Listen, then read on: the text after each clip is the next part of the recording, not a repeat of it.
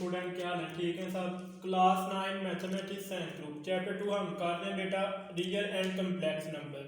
Exercise 2.1 आज हम start कर रहे हैं। एक्सरसाइज 2.1 करने से पहले आपने जो प्रीवियस वीडियो मैंने बनाई हुई है, real number, complex number, rational number, irrational number, whole number, integer और नेचुरल नंबर कौन से होते हैं, तो बेटा ये आप देखें, वो प्रीवियस वीडियो आप देख लेंगे तो ये एक्सरसाइज आप आसानी से कर लेंगे, अदरवाइज ये आपके लिए मुश्किल पैदा होगी। ठीक है, तो क्वेश्चन नंबर 1 हम कर रहे हैं, identify which of the following are rational and irrational number. वो ये कह रहा है कि आपने बताने रैशनल और इरेशनल नंबर कौन से हैं। तो रैशनल नंबर वो होते हैं जो लिमिटेड वैल्यू हमें दें,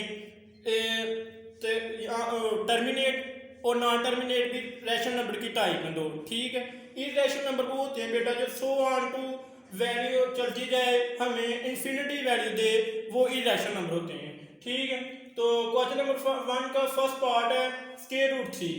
अब स्क्वायर रूट 3 पहली कंडीशन इरेशनल नंबर वो होते हैं जो पी और क्यू की फॉर्म में हो और क्यू नॉट इक्वल 0 हो, लेकिन ये पी और क्यू की फॉर्म में नहीं है, तो ये स्क्वायर रूट 3 है। अब स्क्वायर रूट 3 अगर आप कैलकुलेट में सॉल्व करेंगे तो 100 ऑन टू वैल्यू देती जाएगी, मतलब इन्फिनिटी में आंसर आएगा, तो वो इरेशनल नंबर होगा। ये टर्मिनेट नॉन टर्मिनेट को भी नहीं ये फॉलो करेगा। ठीक है, तो ये इरेशनल नंबर है। अब इसके बाद 2 वाला पार्ट है 1/6। अब 1/6 मतलब पी और क्यू की फॉर्म में और क्यू नॉट इक्वल 0 है, तो ये रैशनल नंबर की डिफाइन को होल्ड कर रहे हैं, तो ये रैशनल नंबर है बेटा। इसके बाद 3 वाला है पाई।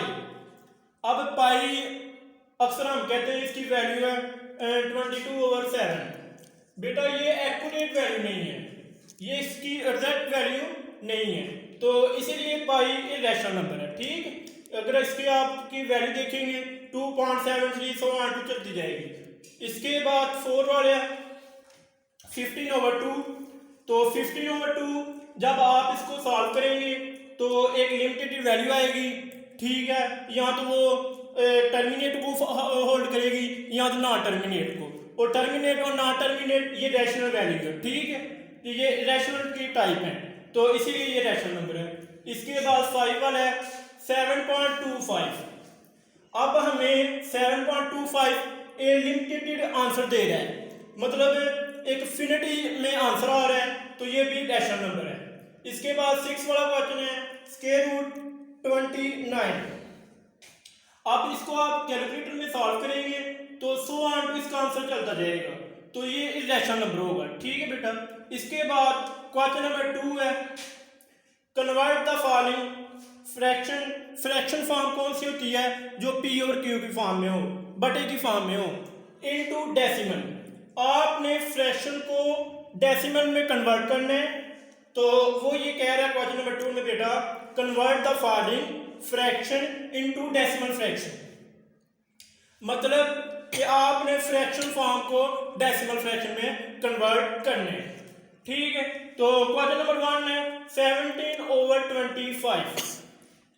अब जो 17/25 है, क्वेश्चन नंबर 1 है 17/25।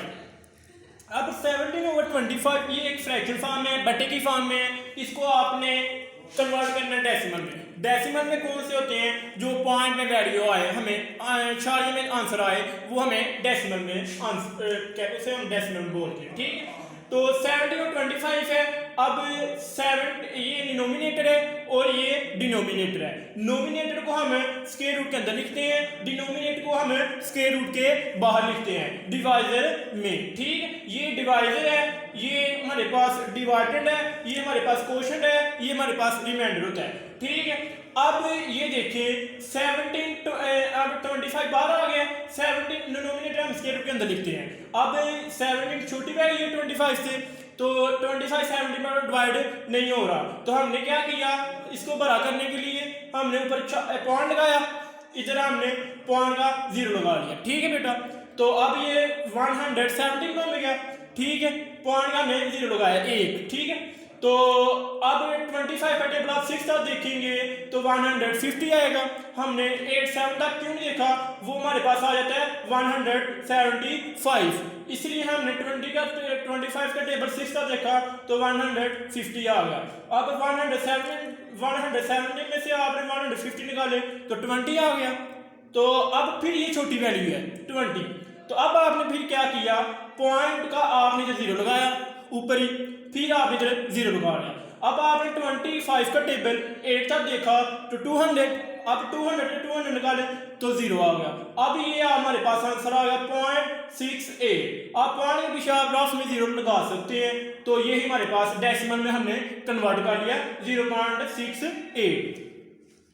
इसके बाद इसका पार्ट 2 है 19/4। अब डिनोमिनेटर जो बटे के ऊपर वैल्यू होती है, डिनोमिनेटर जो बटे के नीचे वैल्यू होती है। अब डिनोमिनेटर को आपने स्क्वायर रूट के अंदर लिख लिया, डिनोमिनेटर को आपने बाहर लिख लिया।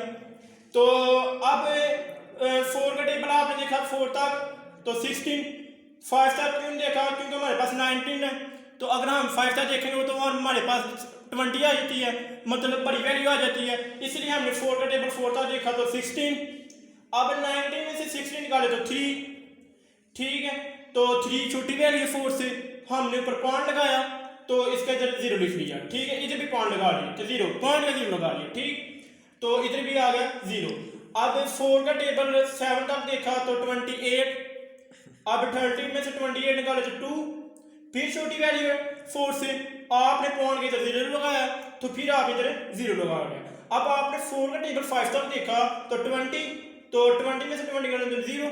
अब जो ये आंसर आया है ये डेसिमल में आ रहा है, क्यों पॉइंट में आ रहा है, ठीक है। तो 4.75 यही हमने बताना था क्वेश्चन नंबर 2 में, convert the following fraction into decimal, मतलब फ्रैक्शन फॉर्म को आपने डेसिमल फॉर्म में कन्वर्ट करना है। इसके बाद 3 वाला पार्ट है 57/8।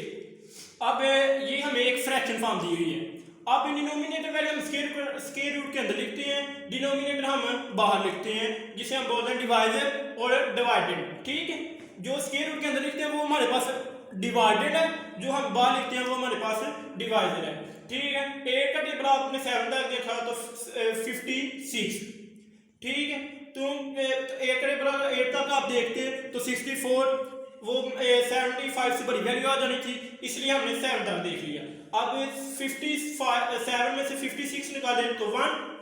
अब ये छोटी वैल्यू 8 से 1, तो आपने क्या किया, इधर पॉइंट लगाया तो पॉइंट का आपने 0 लगा लिया, ठीक है। तो 0 नीचे भी डाल लिया।